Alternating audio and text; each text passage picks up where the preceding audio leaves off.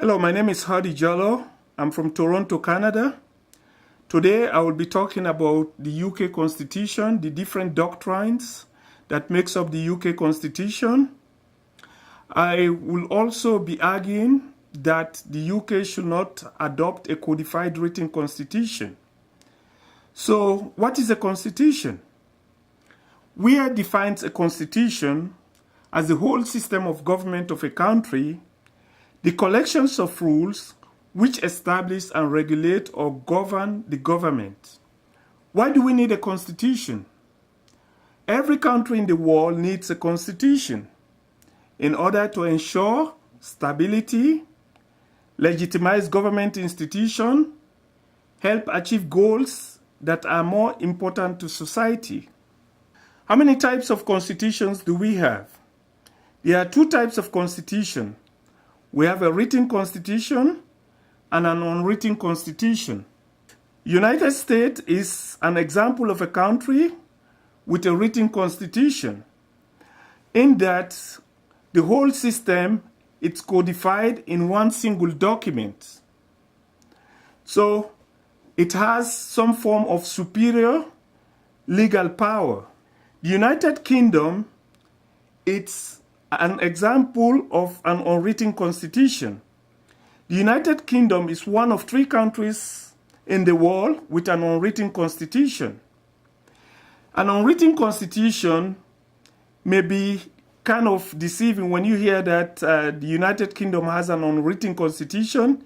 You may think that the constitution is not written down. All the rules are written down, the laws are written down.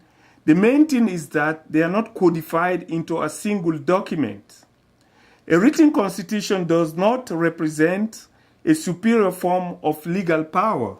Classification and sources of the British Constitution. The British Constitution comes from different sources. You have the legal source and the non-legal source.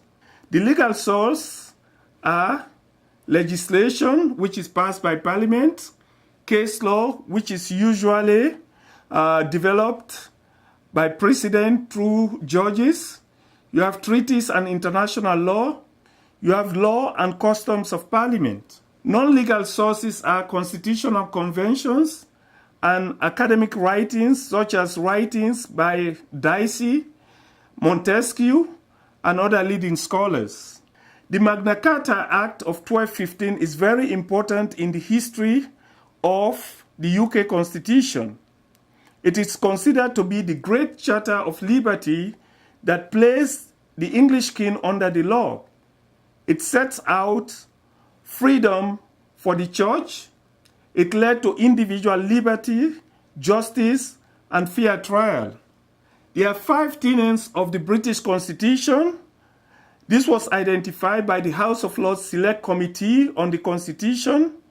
They identified the following 5 tenets, which are part of the doctrines of the UK Constitution, which is the rule of law, parliamentary sovereignty, the Union of the United Kingdom, membership of the Commonwealth, EU, and other international bodies, responsible government.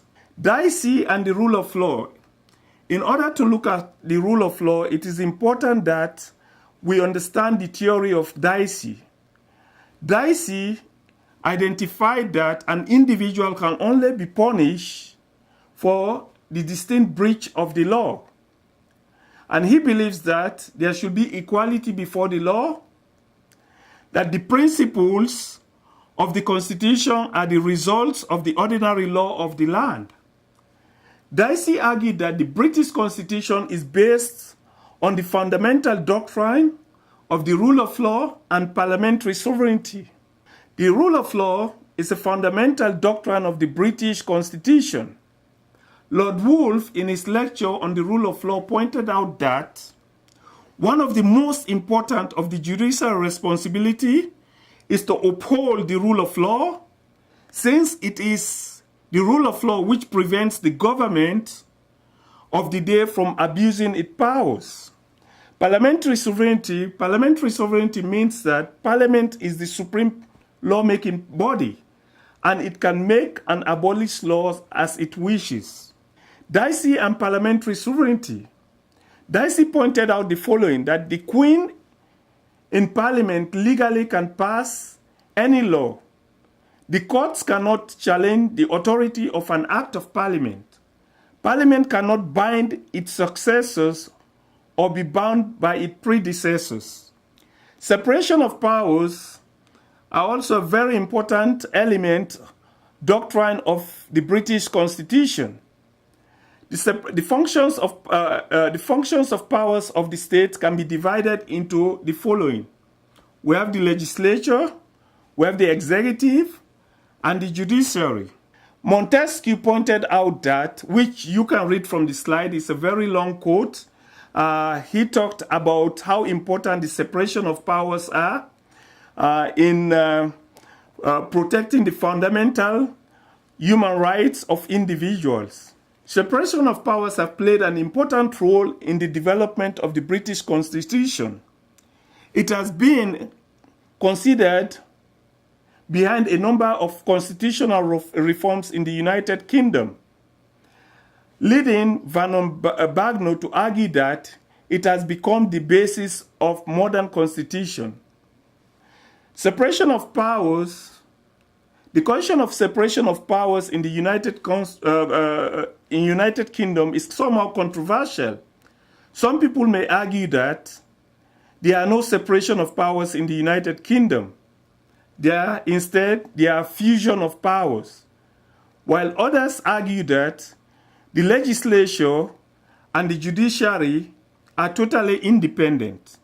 There is a case law here, which you can find in the slide, wherein Sir John Donaldson stated that although the United Kingdom has no written constitution, it is a constitutional convention of highest importance that the legislature of the judicature are separate and independent of each other.